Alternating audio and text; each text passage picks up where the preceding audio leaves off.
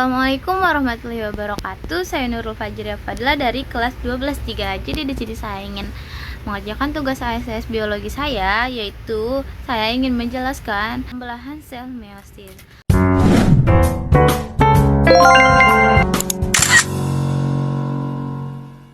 Apa sih itu pembelahan sel meiosis? Nah, jadi di sini meiosis adalah proses pembelahan sel yang menghasilkan sel-sel gamet atau sperma dan sel telur dengan jumlah kromosom setengah dari sel induk.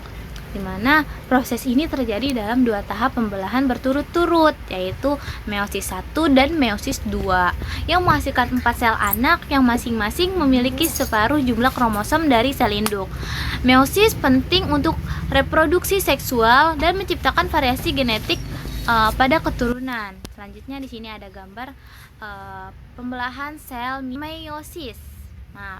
Nah, jadi di sini ada pembelahan profase 1, metafase 1, anafase 1, telofase 1, dan di bawahnya itu ada profase 2, metafase 2, ada metafase 2, dan yang terakhir ada telofase 2.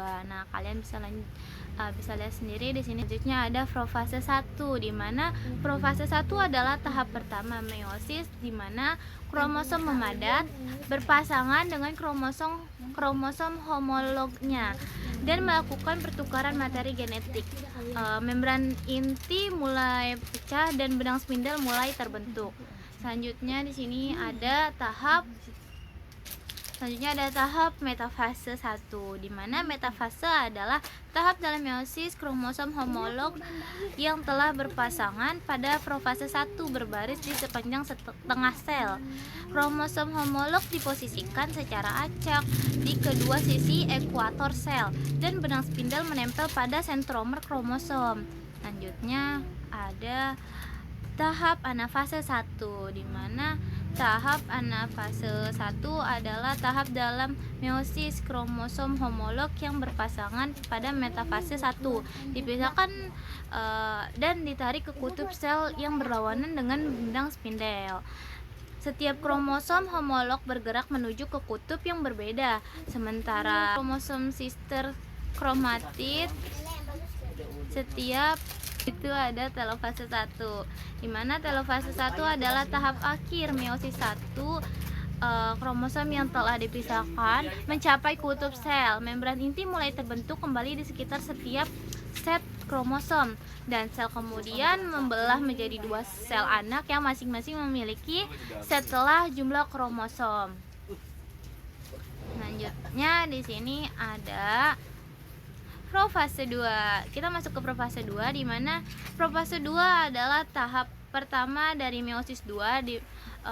Kromosom yang telah dikromatin pada telofase 1 memadat kembali. Membran inti yang terbentuk pada telofase 1 pecah dan benang spindel mulai terbentuk di kedua sel anak untuk mempersiapkan pemisahan kromosom sistem kromatid. Selanjutnya ada metafase 2. Metafase 2 adalah tahap dalam meiosis 2, di mana kromosom masing-masing terdiri dari dua kromatid sister berbaris di tengah sel atau ekuator secara individu. Benang spindel menempel pada sentromer setiap kromosom, mempersiapkan untuk pemisahan kromatid sister. Selanjutnya di sini ada anafase 2. Anafase 2 adalah tahap dalam meiosis 2, di mana kromatid sister dari setiap kromosom yang telah berbaris di tengah sel pada metafase 2 mulai terpisah. Selama anafase 2, benang spindel menarik kromatid sister menuju kutub sel yang berlawanan. Setiap kromatid sister kini menjadi kromosom independen siap untuk tahap selanjutnya dari pembelahan sel. Ini memastikan bahwa setiap sel anak yang terbentuk akan menerima satu salinan setiap. Selanjutnya ada tahap telofase 2. Telofase 2 adalah tahap akhir dalam meiosis 2, di mana kromosom yang telah dipisahkan mencapai kutub sel. Membran inti terbentuk di sekitar setiap set kromosom, dan kromosom mulai menguraikan diri kembali menjadi kromatin. Selanjutnya, sitokinesis terjadi membagi setiap sel anak menjadi dua sel individu sehingga menghasilkan total 4 sel anak dengan jumlah kromosom setengah dari sel induk. Nah, cukup sekian, kurang lebihnya mohon maaf, segitu saja penjelasan tentang pembelahan sel mitosis.